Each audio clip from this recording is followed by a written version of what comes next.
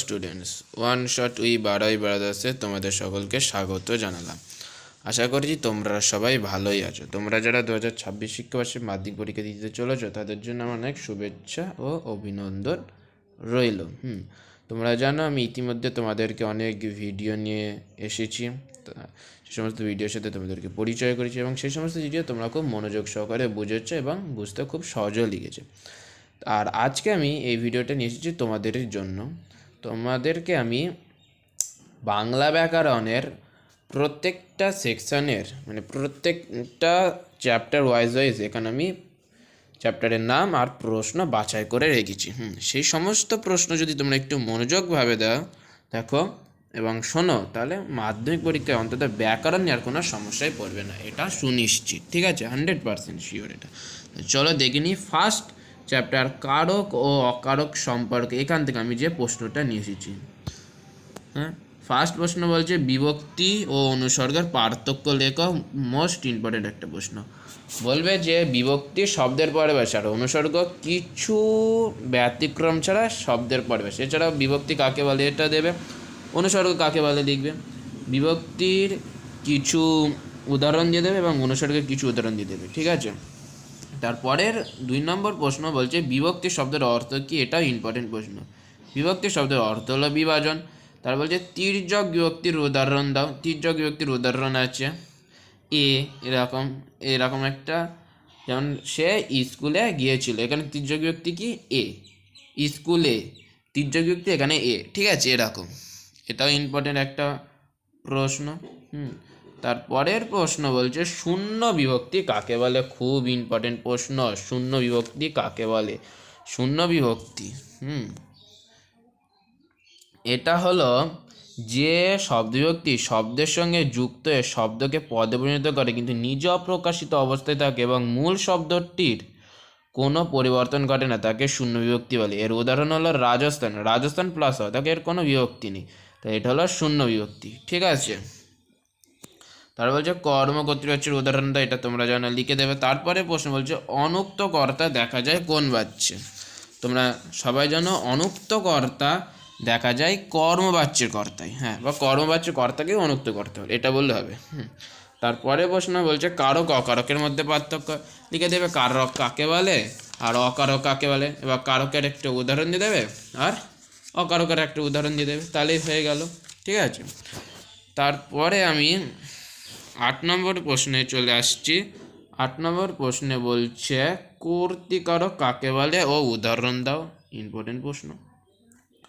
বলবে যে বিশেষ্য বা সর্বনাম বা বিশেষ স্থানীয় পদ বাক্যের মধ্যে ক্রিয়া সম্পাদনের ভূমিকা নেয় সেই পদের সঙ্গে ক্রিয়াপদের সম্পর্ককে কর্তৃকারক বলে। এবং এর উদাহরণ বলে আজ ছোট মামা এসেছেন, এখানে ছোট মামা কর্তৃকারক। আবার রাজায় রাজে যুদ্ধ, এখানে রাজায় রাজে কর্তৃকারক। ঠিক আছে, তারপরের প্রশ্নটা বলছে কর্মকারক কাকে বলো, তার উদাহরণ দাও। ইম্পর্টেন্ট প্রশ্ন। বলবে কর্তা যাকে অবলম্বন করে বা আশ্রয় করে ক্রিয়া সম্পাদন করে তাকে কর্মকারক বলে। এবার এর উদাহরণ বলবে বিকাশবাবু আমাদের ইংরেজি পড়, কেন ইংরেজি হলো তোমার কর্মকারক। ঠিক আছে, তারপরের প্রশ্ন বলছে করণকারক কাকে বলে। করণকারক কাকে বলে, যে কর্তা যার সাহায্যে ক্রিয়া সম্পাদন করে বা ক্রিয়া নিষ্পত্তির ব্যাপারে যা প্রধান সহায় তাকে করণকারক বলে। ঠিক আছে, আমি এগুলো পড়ে দিচ্ছি, তাই কি বাড়ি থেকেও কিন্তু এগুলো পড়বে। আর যে প্রশ্নগুলো বুঝতে পারবে না এবং যে প্রশ্নের অ্যান্সার পাবে না আমাকে কমেন্ট করে দিলে আমি সেই অ্যান্সারগুলো দিয়ে দেবো। ঠিক আছে, তাহলে 11 নম্বর প্রশ্নে চলে দেখিনি কি বলছে অপাদান কারক কাকে বলে ও তার উদাহরণ। বলবে যে ক্রিয়ার সঙ্গে এই উৎস বা উৎপত্তি স্থলবোধক পদের সম্পর্কে অপাদান কারক বলে। এবার অপাদান কারক চেনার কিছু রুলস আছে, যেমন উৎপন্ন, পতিত, চরিত, গৃহীত, রক্ষিত, মুক্ত এবং বিরত ইত্যাদি, এই সমস্ত বলে যেটা অপাদান কারক বলে। যেমন লোভ থেকে পাপ জন্মায়, লোভ থেকে অপাদান কারক। গাছ থেকে ফল পেরে আনা হলো, গাছ থেকে অপাদান কারক। ঠিক আছে, এইগুলো। তারপরে বলছে নিমিত্ত কারক কাকে বলে উদাহরণ দাও। নিমিত্ত কারক কাকে বলে উদাহরণ দাও, খুব সহজ। বলবে ক্রিয়া সম্পর্কে কাকে, কেন, কি জন্য বা কিসের নিমিত্ত বা কার উদ্দেশ্যে প্রশ্ন করলে উত্তরের যে পদ পাওয়া যায় তা হলো নিমিত্ত কারক। উদাহরণ যদি বলে দাও, বলবে তৃষ্ণার্তকে জল দাও। তৃষ্ণার্তকে হলো এখানে নিমিত্ত কারক, ঠিক আছে। তারপরে বলছে অধিকরণ কারক কাকে বলে, উদাহরণ দাও। অধিকরণ কারক কাকে বলে, উদাহরণ দাও। বলে দেবে যে স্থানে সময়, বিষয় বা ভাবে কোনো ক্রিয়া অনুষ্ঠিত হয় এবং ক্রিয়ার সেই আধারকেই অধিকরণ কারক বলে, ঠিক আছে। তো ইম্পর্টেন্ট প্রশ্ন, উদাহরণ চেলে বলে দেবে শরৎকালে বেড়াতে যাব, শরৎকাল অধিকরণ কারক। আজ বন্ধু এখন দক্ষিণ ভারতে থাকে, দক্ষিণ ভারতে এখানে অধিকরণ কারক, ঠিক আছে। তার বলছে অনুসর্গ অপর নাম কি, অনুসর্গের অপর নাম তোমরা জানো, অনুসর্গ অপর নাম হলো পরসর্গ, তাই তো। এটা ইম্পর্টেন্ট একটা প্রশ্ন এটা। তারপরে বলছে অধিকরণ কারক কয় প্রকার তোমরা জানো, লিখে দেবে। তারপর বলছে প্রধানত অনুসর্গ যোগে গঠিত কারক কি, বলবে অপাদান কারক, ঠিক আছে। তারপরে বলছে অক্ষুণ্ণ কারক কাকে বলে, অক্ষুণ্ণ কারক কাকে বলে, তোমরা তো নিশ্চয়ই জানো। বলবে অক্ষুণ্ণ কারকটা কর্তৃবাচ্যের দুটি কর্ম থাকলে তারা যখন কর্মবাচ্যে অপরিবর্তিত থাকে তখন তাকে অক্ষুণ্ণ কর্ম বলে বা কারক বলে, ঠিক আছে। এবার এর উদাহরণ যদি চাই, বলবে রাম শ্যামকে বইটা দিল, লেস দ্যান অফ, রামের দ্বারা শ্যামকে বইটা প্রদত্ত হলো। শ্যামকে এখানে অক্ষুণ্ণ কর্মকারক, ঠিক আছে। আমি তারপরের প্রশ্নে ঢুকে যাচ্ছি। বলছে নিরপেক্ষ কর্তার উদাহরণ দাও, তোমরা জানো ইম্পর্টেন্ট প্রশ্ন পড়বে। বলছে কর্মকারকে শূন্য বিভক্তির উদাহরণ দাও, বলবে কবি কবিতা লেখেন, এখানে কবিতা হলো কর্মকারকের শূন্য বিভক্তি। তার বলছে ক্রিয়া নৈ কারকাম কথাটি বলেছেন কে, পানিনি, ঠিক আছে। তাহলে কারকের বিভাগ থেকে সব প্রশ্ন দেখলে এবং সব কটা প্রশ্ন অ্যান্সারই আমি বললাম। এরপরেও যদি কোনো অ্যান্সার বুঝতে অসুবিধা হয় আমাকে কমেন্ট করে বলে দিলে আমি সেগুলো বলে দেবো, ঠিক আছে। তারপরে যে ভাগ সমাজ থেকে, সে সমাসে ঢুকে যায়, সমাজ থেকে আমি যে প্রশ্ন নিচ্ছি, সমাসের ফার্স্ট প্রশ্ন কি বলছে, সমাস শব্দের অর্থ আর এর ব্যুৎপত্তি অর্থ কি। অর্থাৎ এখানে দুটো প্রশ্ন হচ্ছে, একটা সমাস শব্দের অর্থ যার অর্থ হলো সংক্ষেপ, আর একটা সমাসের ব্যুৎপত্তি অর্থ হচ্ছে যেটা হলো অ্যান্সার সম হাইপেনওয়াস প্লাস ঘং, ঠিক আছে। দ্বন্দ্ব শব্দের অর্থ কি, দ্বন্দ্ব শব্দের অর্থ হলো যুক্ত, ঠিক আছে। দুটো প্রশ্ন খুব ইম্পর্টেন্ট। তার বলছে তৎপুরুষ সমাসে কোন পদের অর্থ প্রাধান্য পায়, পরপদের অর্থ প্রাধান্য পায় তৎপুরুষ সমাসে, এটা ইম্পর্টেন্ট প্রশ্ন। তারপরে প্রশ্ন হচ্ছে কর্মধারের সমাস কাকে বলে এবং এর কটি পদের অর্থ প্রাধান্য পায়। কর্মধারের সমাস হলো বিশেষ্য বিশেষণ বা বিশেষণ ও বিশেষ্য, অথবা দুটি বিশেষ্য কিংবা দুটি বিশেষণ পদের সমাস হলে এবং পরপদের অর্থ প্রাধান্য পেলে তাকে কর্মধারের সমাস বলে, ঠিক আছে। তাহলে এর কটি পদের অর্থ প্রাধান্য পেলো, পরপদের অর্থ প্রাধান্য পেলো, ঠিক আছে। এইটাও ইম্পর্টেন্ট প্রশ্ন। তারপরের প্রশ্ন বলছে মধ্যপদলোপী কর্মধারের সমাস কাকে বলে, ঠিক আছে। বলবে যে কর্মধারের সমাসে ব্যাস বাক্যের মধ্যপদ বা পদগুলি লোপ পায় তাকে মধ্যপদলোপী কর্মধারের সমাস বলে। তারপরে বলছে উপমান উপমিত আর রূপক কর্মধারের সমাসের মধ্যে পার্থক্য। ফার্স্টে উপমান উপমিত আর রূপক কর্মধারের সমাসের খাতায় ছক টেনে উপমানের উপমিত আর রূপক কর্মধারের সমাসের মধ্যে সমাসবদ্ধ পদ হেডিং করে উপমানে লিখবে ফুটিবাটা সমাসবদ্ধ পদ, উপমিত কর্মধারের সমাসের সমাসবদ্ধ পদ চরণবদ্ধ, রূপক কর্মধারের সমাসের সমাসবদ্ধ পদ রোশানল, ঠিক আছে। সাদৃশ্যবাচকে উপমানে হেডিং করে লিখবে মত, উপমিত কর্মধারের সাদৃশ্যবাচক হেডিং করে লিখবে মত, রূপক কর্মধারের সমাসে সাদৃশ্যবাচক হেডিং করে লিখবে রূপ, ঠিক আছে। তবে দ্বিগু শব্দের অর্থ কি, খুব ইম্পর্টেন্ট প্রশ্ন। দ্বিগু শব্দের অর্থ হলো দুইটি গরু আছে যার। তারপরের প্রশ্ন বলছে অব্যয় ভাব সমাস নিত্য সমাস বাক্যাশ্রয় সমাসের মধ্যে পার্থক্য করে অব্যয় ভাব সমাসের উদাহরণ দিয়ে দেবে, যে গড়মিল মানে মিলের অভাব অব্যয় ভাব সমাস, নিত্য সমাসের এরকম একটি উদাহরণ দেবে আর বাক্যাশ্রয় সমাসের এরকম একটি উদাহরণ দেবে। বাক্যাশ্রয় সমাসের অনেক উদাহরণ আছে, যেমন রক্তদান শিবির বলতে হবে এটাকে রক্তকে দান তার জন্য শিবির, ঠিক আছে। ইম্পর্টেন্ট একটা প্রশ্ন। তারপরে বলছে মধ্যপদলোপী বহুব্রী সমাসের উদাহরণ দাও, খুব ইম্পর্টেন্ট প্রশ্ন। মধ্যপদলোপী বহুব্রী সমাসের উদাহরণ বলে দেবে যে বহুব্রীহি সমাস সে তো মধ্যপদ হলো বিতে মৃগ নয়না, মানে মৃগের নয়নের ন্যায় চঞ্চল নয়ন যার। আবার বলে বিড়ালাক্ষী, বিড়ালের অক্ষির বর্ণের ন্যায় অক্ষি যার। ঠিক আছে। তারপরে প্রশ্ন 10 নম্বরে বহুব্রীহি শব্দের অর্থ কী? খুব প্রশ্ন ইম্পর্টেন্ট। বলবে বহুব্রীহি শব্দের অর্থ কী? বলবে বহুধন্য আছে যার। ঠিক আছে, ইম্পর্টেন্ট প্রশ্ন। তাহলে এগুলো দেখলে তারপরের প্রশ্নগুলো আমি চলে আসছি। বলছে ব্যাস বাক্যের অপর নাম কি? ব্যাস বাক্যের অপর নাম হলো বিগ্রহী বাক্য। ঠিক আছে। তারপরের প্রশ্ন বলছে উভয় পদের অর্থ প্রাধান্য পায় কোন সমাসে? তোমরা জানো দ্বন্দ্ব সমাসে।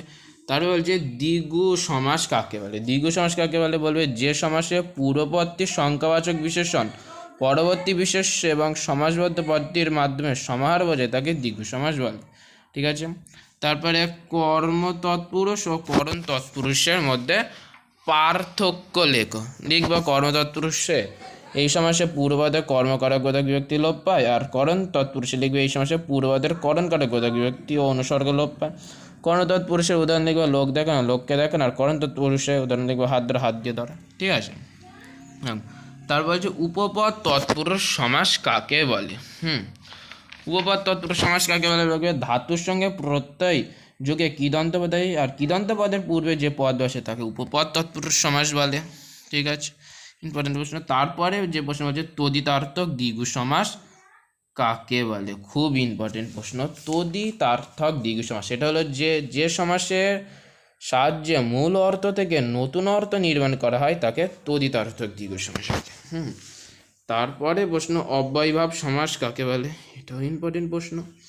অব্যয়ভাব সমাস বলে পুরোপদ যদি কোনো অব্যয় হয় তাহলে সেই অব্যয়ের সঙ্গে পরপদ বিশেষের যে সমাস হয় তাকে অব্যয়ভাব সমাস বলে। তারপরে বলছে সমাসকে মূলত কটি শ্রেণীতে ভাগ করায়? তোমরা নিশ্চয়ই জানো যে সমাসকে মূলত 9টি শ্রেণীতে ভাগ করায়, সেটাই লিখবে। তৎপুরুষ সমাসকে কয় ভাগে ভাগ করা হয়? তৎপুরুষ সমাসকে 11টা ভাগে ভাগ করা হয়। তো বলছে উপনগরী সমাস গড়ে উঠেছে কি হতে? উপনগরী সমাস বলে দেবে যে সামীপ্য অর্থে উপনগরী সমাসটা গড়ে উঠেছে। বাক্যাশ্রয়ী সমাস কাকে বলে? তারপরে প্রশ্ন বাক্যাশ্রয়ী সমাস বলবে যে কোনো বাক্যকে বা বাক্যখণ্ডকে সুসংগত রূপে একটি মাত্র শব্দে পরিণত করে তাকে বিশেষ্য বা বিশেষণের রূপ দিলে বা কোনো সমাসবদ্ধ পদকে আশ্রয় করে একটি বাক্যের অর্থ প্রকাশিত হলে তাকে বাক্যাশ্রয়ী সমাস বলে। তারপরে শেষ প্রশ্ন সমাস থেকে বলছে নিত্য সমাস কাকে বলে? তো সমাস বলে যে সমাস সমস্যমান পদগুলি নিত্য বা সর্বদাই সমাসবদ্ধ থাকে, কোনো ব্যাস বাক্য হয় না, তবে ব্যাস বাক্য করতে গেলে নতুন কোনো পদের প্রয়োজন হয় না, তাকে নিত্য সমাস বলে। তাহলে সমাস থেকে সব প্রশ্ন দেখলে খুবই সহজ লাগলো। এরপরে যদি অসুবিধা হয় কোনো প্রশ্ন বুঝতে আমাকে কমেন্ট করে দিলে আমি তার অ্যান্সার বলে দেবো। ঠিক আছে। তারপরের যে সেকশন বাক্য, সেই বাক্যে ঢুকে যাচ্ছি। বাক্য আমার এবার এখন টপিক বাক্যের ফার্স্ট প্রশ্ন বলছে যেটা আমায় বাক্য নির্মাণের 3টি প্রধান শর্তগুলি লেখো। কি কি লিখবে? আসক্তি, যোগ্যতার, রাখাঙ্কা। তারপরে বলছে সরল, জটিল ও যৌগিক বাক্যের মধ্যে পার্থক্য। কি লিখবে? যে না তোমরা লিখবে সরল বাক্য, যে তার একটা উদাহরণ লিখে দেবে যে আগামীকাল বাড়ি যাব। জটিল বাক্যের উদাহরণ লিখে দেবে তুমি যে আজ স্কুলে যাওনি সেটা আমি জানি। আর যৌগিক বাক্যের একটা উদাহরণ লিখে দেবে যে আমি একথা বলিনি আর তোমরাও যে বলবে না তা আমি জানি, এরকম। তারপরে বলছে এই যেগুলো বলছে এগুলো ইম্পর্টেন্ট প্রশ্ন। তারপরে বলছে আসক্তি, যোগ্যতা, আকাঙ্ক্ষার মধ্যে পার্থক্য। এটাও খুব ইম্পর্টেন্ট প্রশ্ন। আসক্তি, যোগ্যতা, আকাঙ্ক্ষা বলবে আসক্তিতে জানালা দিয়ে দেখা যাচ্ছে গাছ নড়ছে।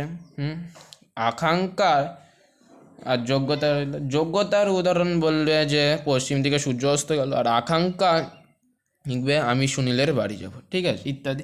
তারপরের প্রশ্ন বলছে অনুজ্ঞাবাচক, প্রার্থনাসূচক, সন্দেহবাচক ও শর্ত সাপেক্ষ বাক্যের মধ্যে পার্থক্য। অনুজ্ঞাবাচক বাক্য কাকে বলে লিখলে হয়ে যাবে।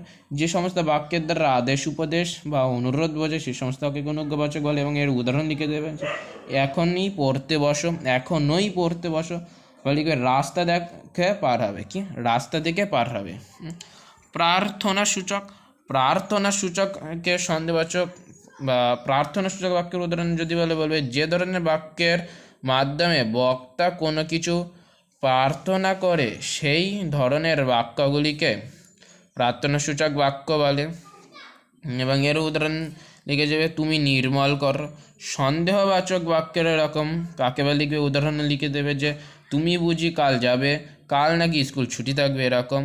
তারপরে তোমার শর্ত সাপেক্ষ এটা কাকে বলে লিখবে, কাকে বলে যেরকম লিখবে যে বাক্য কোনো শর্তের ওপর নির্ভর বা কোনো কার্যর কারণে উল্লেখ থাকে তাকে বলে শর্ত সাপেক্ষ বাক্য। এবং তুমি এর একটা উদাহরণ লিখে দেবে যে যদি তুমি যাও তবেই আমি যাব এরকম। তার বলছে মিশ্র বাক্যের উদাহরণ দাও। মিশ্র বাক্য অর্থাৎ সরল বাক্য, যৌগিক বাক্য, জটিল বাক্য, তিনটে বাক্য মিশে থাকবে। এর উদাহরণ যে সেদিন যখন সে এসেছিল তখনই তুমি একথা বলনি কিন্তু এখন বলছ এরকম। উপবাক্যকে ইংরেজিতে কি বলে তোমরা জানো তো? উপবাক্যকে ইংরেজিতে কি বলে? খুবই সহজ, উপবাক্যকে ইংরেজিতে বলে ব্রোকেন সেন্টেন্স, ঠিক আছে। তারপরে 7 নম্বর প্রশ্ন বলছে গঠনগতভাবে বাক্য কয় প্রকার? গঠনগতভাবে বাক্য হলো 4 প্রকার। আসক্তির অপর নাম কি? আসক্তির অপর নাম হলো নৈকট্য, ঠিক আছে। ইম্পর্টেন্ট প্রশ্ন এই কটা যেগুলো বললাম, এটা ইম্পর্টেন্ট। তার বলছে আসক্তি কাকে, কি তার পরের প্রশ্ন হলো আসক্তি কাকে বলে। আসক্তি কাকে বলে তাহলে চলো একটু শুনে নিই। আসক্তি হলো যে বাক্যের বিভিন্ন পদগুলিকে উপযুক্ত স্থানে বসানো হলো আসক্তি, ঠিক আছে। ইম্পর্টেন্ট এটা। তারপর হচ্ছে যোগ্যতা কাকে বলে? যোগ্যতা কাকে বলে লিখবে পদ সমষ্টি উচ্চারণের ফলে সঙ্গত ভাব প্রকাশিত হলে তা ওই পদ সমষ্টির বাক্য গঠনের যোগ্যতা বলে বিবেচিত হয়, ঠিক আছে। তারপরের প্রশ্ন হলো আমার আকাঙ্ক্ষা।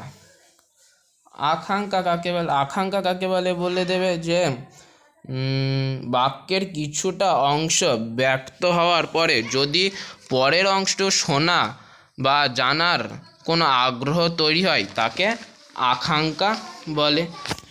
তারপর হচ্ছে তারপরের প্রশ্ন উদ্দেশ্য ও বিদেহ সম্প্রসারক বলতে কি বোঝো? খুবই সহজ, এটা তোমরা লিখে দেবে। তারপরে প্রশ্ন বলছে সরল বাক্য থেকে যৌগিক বাক্যের রূপান্তর লেখো, মানে এর একটা সরল বাক্য থেকে যৌগিক বাক্যের একটা উদাহরণ। এরকম উদাহরণ কিন্তু এইগুলো কিন্তু আসবে, অবশ্যই আসবে। তাহলে এগুলো একটু দেখে নেবে। যেরকম আমি বললাম যে ইন্দ্র, সরল বাক্য হলো ইন্দ্র আশ্বাস দিল আমি রাজি হইলাম না, এটা যৌগিক বাক্যে যদি রূপান্তর করে বলবে ইন্দ্র আশ্বাস দিল কিন্তু আমি রাজি হইলাম না এরকম। তারপরে যৌগিক বাক্য থেকে জটিল বাক্যের রূপান্তর, এগুলো দেখবে। যৌগিক বাক্য থেকে জটিল বাক্যের রূপান্তর বলবে স্টেশনে পৌঁছালাম আর ট্রেনেও ছেড়ে দিল, ঠিক আছে। এটাকে জটিল বাক্য যদি বলে যেই স্টেশনে পৌঁছালাম অমনি ট্রেনটি ছেড়ে দিল, ঠিক আছে। তারপরের প্রশ্ন বলছে জটিল বাক্য থেকে সরল বাক্যে রূপান্তর। জটিল বাক্য থেকে সরল বাক্যে রূপান্তর কি বলবে যে ভিতরের শক্তি যাহা সঞ্চিত ছিল তাহা এখন ফুরিয়া গিয়াছে। সরল বাক্যে যদি রূপান্তর করি বলে ভিতরের সঞ্চিত শক্তি এখনো ফুরিয়া গিয়াছে এরকম। তারপরে বলছে প্রশ্নসূচক বাক্য আর নির্দেশাত্মক বাক্যের মধ্যে পার্থক্য।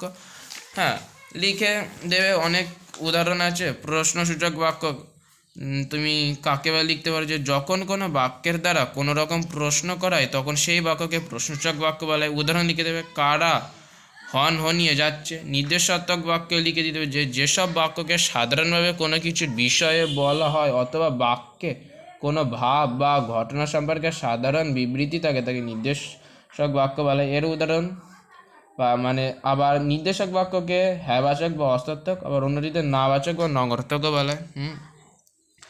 তারপর যে ক্রিয়াগুচ্ছের অন্তর্গত কি?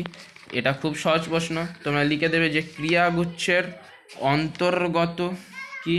আমি তার পরের প্রশ্ন চলে এলাম, মিশ্র বাক্য কাকে বলে? এই তো এই যে সমস্ত বলছি এইগুলোই কিন্তু ইম্পর্টেন্ট, সব করে কিন্তু ভালো করে দেখবে। মিশ্র বাক্য কাকে বলবে, যে ধরনের বাক্যের মধ্যে সরল, জটিল ও যৌগিক বাক্যের বৈশিষ্ট্য মিশে থাকে তাকে মিশ্র বাক্য বলে।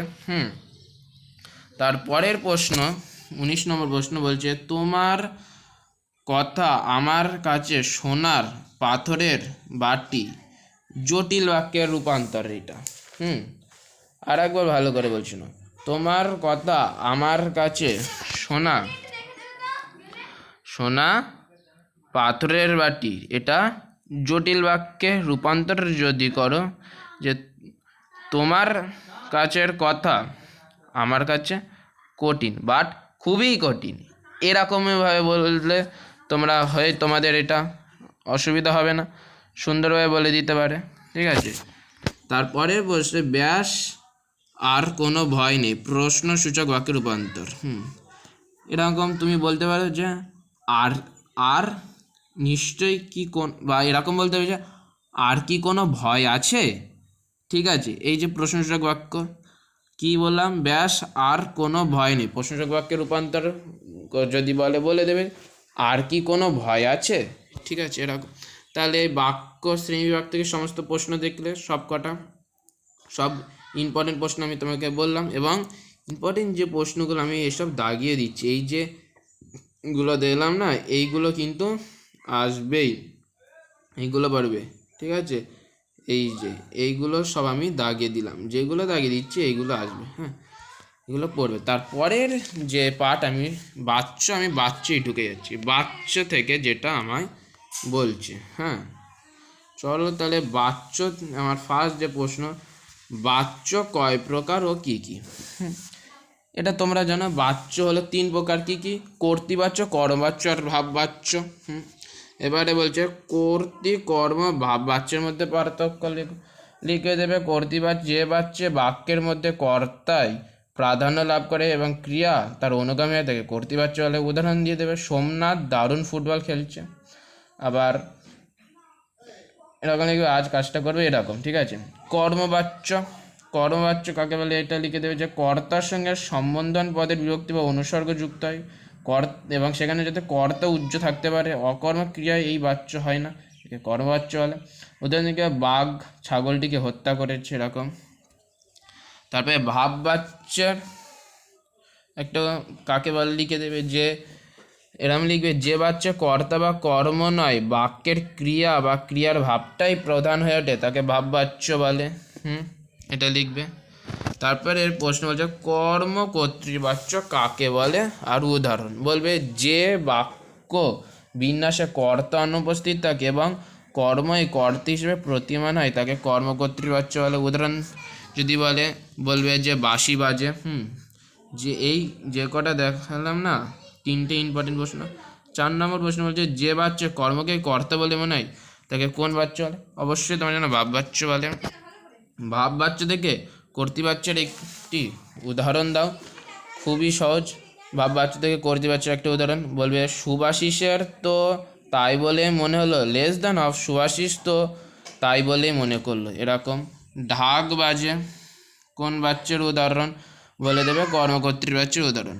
এইগুলো ইম্পর্টেন্ট প্রশ্ন। ঠিক আছে, তারপরের আমি যে প্রশ্ন সেইগুলোই ঢুকে যাচ্ছি। ভাববাচ্যের প্রধান পাই কি? তোমরা তো অবশ্যই জানো ভাববাচ্যে কি প্রধান পাই, ক্রিয়ার ভাব প্রধান পাই, এটাই বলে দেবে ভাববাচ্যে ক্রিয়ার ভাবটা প্রধান হয়ে ওঠে। তারপরে যে প্রশ্ন, হ ধাতুজাত ক্রিয়া। ভালো করে জানো, হ ধাতুজাত ক্রিয়া বসে কোন বাচ্চে? হ ধাতুজাত ক্রিয়া বসে ভাব বাচ্চে।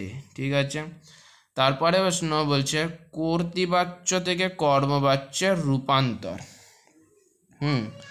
কি বলছে? কর্তৃবাচ্য থেকে কর্মবাচ্যের রূপান্তর। খুবই সহজ, তোমরা লিখে দেবে। আচ্ছা, আমি এটার উদাহরণ বলে দিচ্ছি, যে করুণ রক্ষে গরিবের ভিটেকানি, লেস দ্যান অফ, গরিবের ভিটেকানি রক্ষা পাক। ঠিক আছে, যে কর্তৃবাচ্য থেকে ভাববাচ্যের রূপান্তর বলবে, যে নীরবে দিয়েছি আমি সব, নীরবে আমার সব দেয়া হয়েছে, এরকম। তারপর বলছে কর্মবাচ্য থেকে কর্তৃবাচ্যের রূপান্তর লেখো। আমি সেখানে যাব বা আমি আজ এই বস্তাটা তুলব, লেস দ্যান অফ সে বস্তাটা তুলেছে, ঠিক আছে, এরকম। তারপরের প্রশ্ন, ভাববাচ্য থেকে কর্তৃবাচ্যে রূপান্তর। হ্যাঁ, এই যেগুলো বলছি অবশ্যই এইগুলো ভালো করে দেখবে। ভাববাচ্য থেকে কর্তৃবাচ্যে রূপান্তর, এটাও খুব সহজ। আমি তারপরের প্রশ্ন আর যে দুটো আছে সে দুটো বলছে ভাববাচ্য থেকে কর্মবাচ্য রূপান্তর। এইগুলো সহজ। আমি যে কটা এখানে পার্টগুলো বললাম না, সব কটাই ইম্পর্টেন্ট, সব কটা কিন্তু দেখবে। হ্যাঁ, এই সমস্ত প্রশ্ন এই রূপান্তর কিন্তু আসবেই। আর লাস্ট প্রশ্ন বলছে সময় বোঝা যাবে এই বাক্যটি কর্তৃবাচ্যে রূপান্তর।